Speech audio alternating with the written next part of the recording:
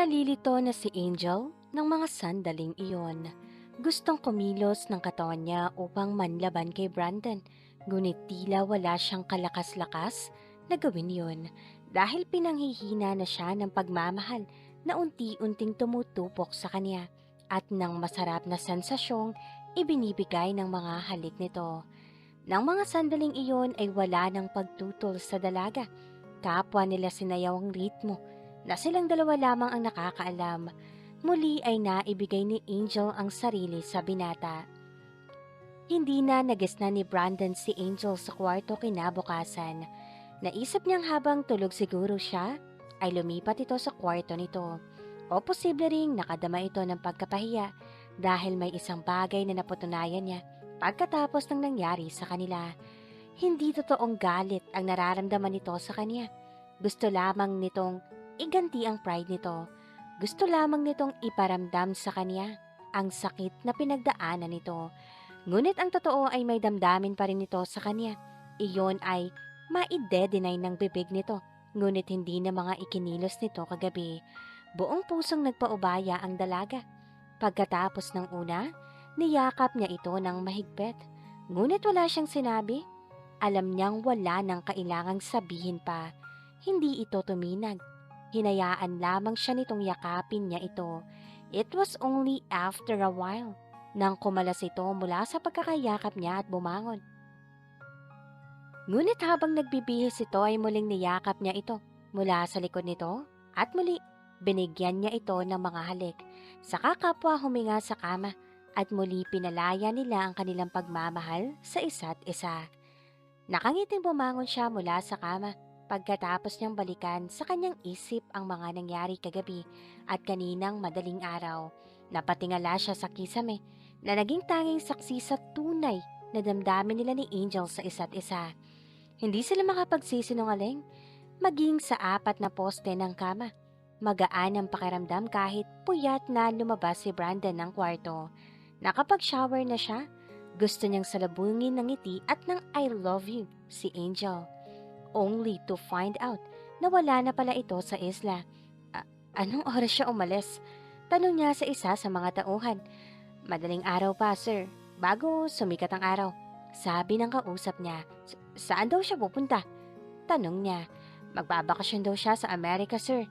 Amerika? Maang na ulit niya. Bakit pupunta na lang siya basta sa Amerika nang hindi nagpapaalam sa akin? Hindi namin alam, sir.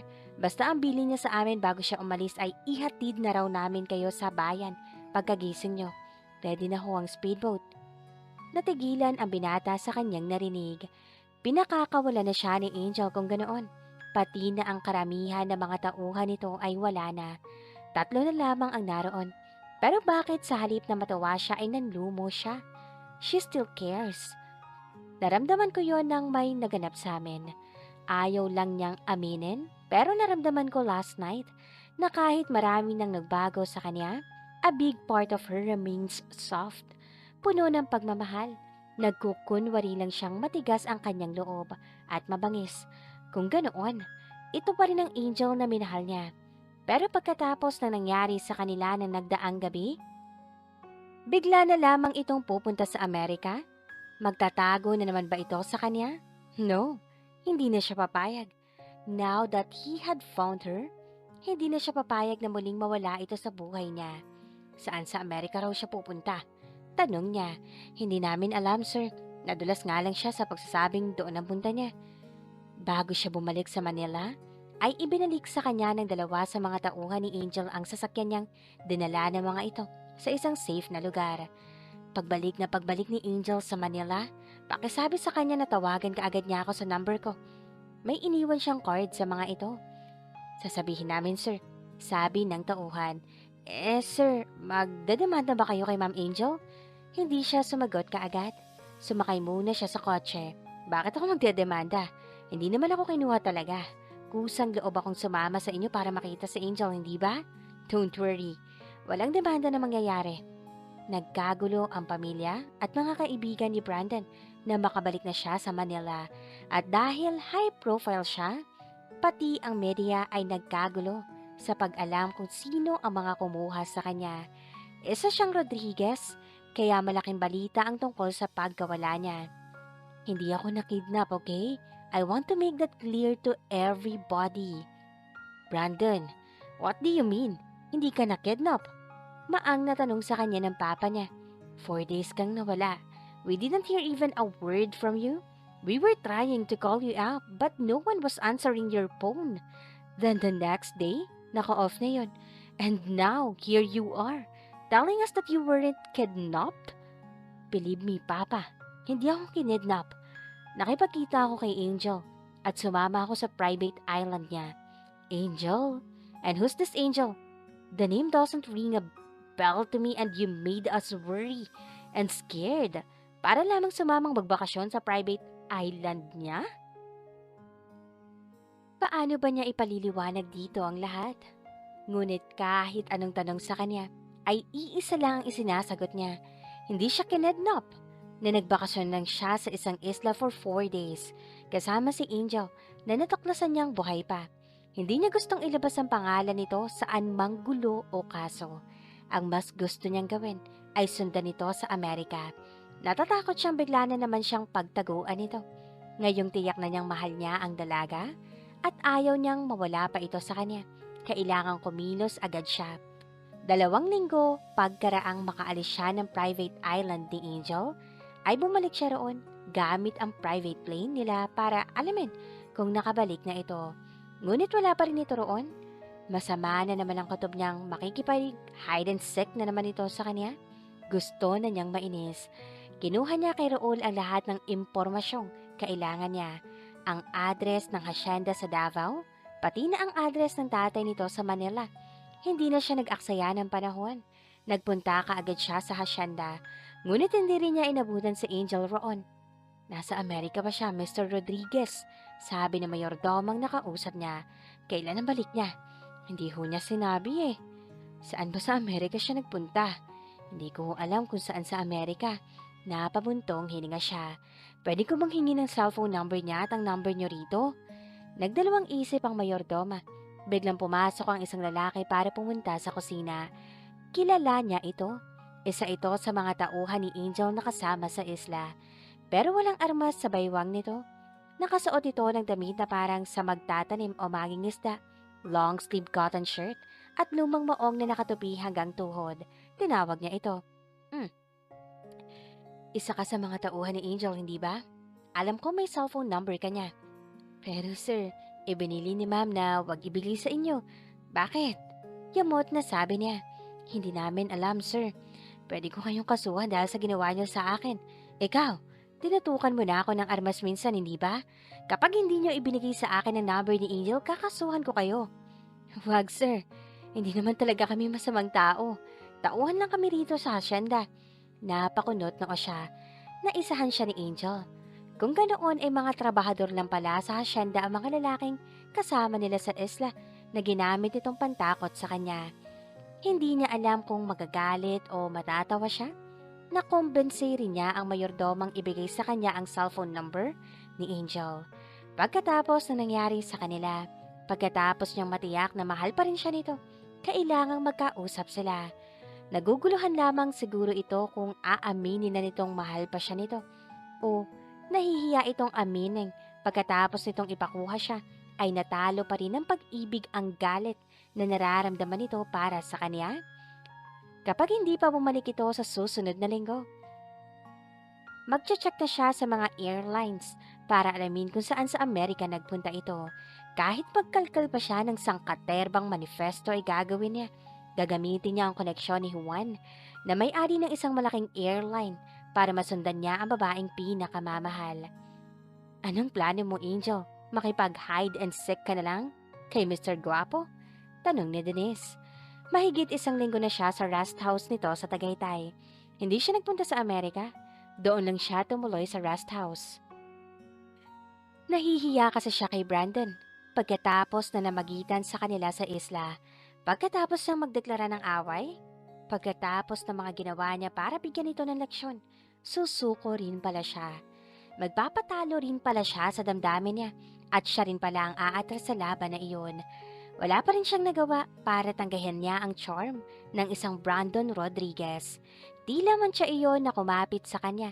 Kahit anong iwas ang gawin niya ay hindi mawala. Gusto niya magalit sa kanyang sarili dahil natalo na naman siya ng kanyang emosyon. Ayoko muna makita siya, aniya, dahil nahihiya kang aminin sa kanya. At sa sarili mo na mahal mo pa rin siya, anang kaibigan niya. Nagbuntong hininga siya saka nagsindi ng sigarilyo. Okay, ngayon ko na na-realize na mahal ko pa rin siya pero natatakot ako. Hindi ba't sinabi na sa'yo nung taong mahal ka niya? Kaya ipinahanap ka niya. Hindi naman niya diretsyong sinabi yun eh. Saka malay ko kung sinasabi lang niya yun dahil captive ko siya. Natatakot siguro siyang ipatapos ko siya. Besides, natatakot na akong maniwala. Alam naman natin kung kani-kaninong artista at beauty queen nalilink ang lalaking yon. Ay, alam mo Angel, may mga lalaking hindi madali para sa kanila magsabi ng I love you. Pero hindi mo ba naramdaman iyon sa nangyari sa inyo the night bago ka umalis ng isla? Ah, aywan ko. Ganoon naman si Brandon eh. Kahit noong una namin gawin yon, napaka-passionate niya as if mahal na mahal niya ako. Kaya nga naniwala akong totoo siya eh. Malay mo, this time ay totoo na. And you wouldn't know that kung magtatago ka sa kanya. If he really loves me, hahanapin niya ako. Kapag hindi niya ako hinanap, ibig sabihin, he just made love to me para palambutin ako at pakawalan ko na siya. Why don't leave the past behind, Angel? Tumingin ka naman sa future. Malay mo, kayo talaga. It's not that simple, Denise. Allergic na ako sa grupo niya at mahirap ma-in love sa isa sa kanila. It's synonymous to heartache. Ay, bahala ka na nga. Sige, pahirapan mo ang sarili mo. Huwag mong kakalimutan. Brandon Rodriguez is one of the nation's most eligible and sought-after bachelors. I don't care. Aniya sa isip ngunit kinailangan niyang lumunok ng ilang ulit para itaboy ang sakit na naramdaman niya pagkatapos niyang sabihin yon. Sa totoo lang, namimiss na niya si Brandon. Gusto niyang makita uli ito. Ano kaya kung magpakita na siya rito? Habang nagdi-dinner sila ni Denise ay nakabukas ang TV. Nakapagdesisyon na siyang magpakita kay Brandon. Dapat lang no, reaksyon ng kaibigan niya. At wala nang sali-salita. Kapag nakita mo siya, itanong mo ko agad, mahal mo ba ako o hindi? Tutukan mo siya ng armas. Pagkatapos kapag sumagot ng oo, itanong mo naman, pakakasalan mo ba ako o hindi? Brandon Rodriguez? Natawa na lamang siya sa mga sinasabi nito. Hindi pa nga siya sigurado sa feelings ni Brandon. Kung totoo ang sinabi nitong na-realize nitong mahal siya nito, bakit nagtagal ng halos 2 taon ang on and off na relasyon nito kay Junie? At naling pa rin ito sa ibang celebrities. Kaya hindi pa rin mawala-wala ang takot niya kay Brandon. 27 pa lang ito. Marami pang babaeng dadaan sa buhay nito. Besides, hindi rin niya tiyak kung marrying type ito. Biglang natawag ang pansin niya sa palabas sa telebisyon, si Junie Castro, ini-interview. Hindi na niya inalis ang tingin niya rito habang patuloy sila sa paghahaponan. Mukhang glowing and beauty mo ngayon, Junie sabi nang nag-i-interview. Ano ba ang ibig sabihin ng glow na yan sa aura mo? Wow, I'm happy because I'm in love. In love ka na naman? Yeah. With whom? Sino ba ang bagong apple of the eyes mo? Magandang maganda ang ngiti ng babae. Actually, dati ko na siyang special someone and I'm very happy because of the reconciliation. Really? Are you referring to Brandon Rodriguez? Napatingin si Angel kay Denise. Kusang lumuwag ang pagkakahawak niya sa silverware. Kailan ba kayo nagkabalikan? Bago siya na nakuha? Tanong ng guy na nag-i-interview. Actually, hindi naman siya nakuha. Nagbakasyon lang siya, maybe he just needed a break. But before that, nagkabalikan na kami. In fact, may plano na kami magpakasal. Muntik na siyang malaglag sa kanyang kinauupuan. Really? We're happy for you, Junie. Finally! Kayo rin pala magkakatuluyan. We want to settle down. Gusto ko nang tumigil sa showbiz at maging plain wife na lang ni Brandon. Ipinangako ko yun sa kanya. Yun naman ang dahilan ng breakup namin eh. Matagal na niya akong pinatitigil sa showbiz pero ayoko pa noon. But now, I've come to realize na mahal ko siya at ayoko na mawala pa siya sa akin. May date na ba ang wedding ninyo? Nasa planning stage pa lang kami but definitely early next year. Pinindot na ni Denise ang remote control. Parang nanlaki ang ulo niya sa kanyang nalaman. Akala pa naman niya ay okay na sila ni Brandon. I told you, Denise. Mangiyak-ngiyak na sabi ni Angel. Loving Brandon Rodriguez means heartache. Tuluyan na kayang matatapos ang pagmamahala ni na Brandon at Angel? At dito na po nagtatapos ang kabanata ng ating kwento. Please like, share, subscribe for more updates. Maraming salamat po.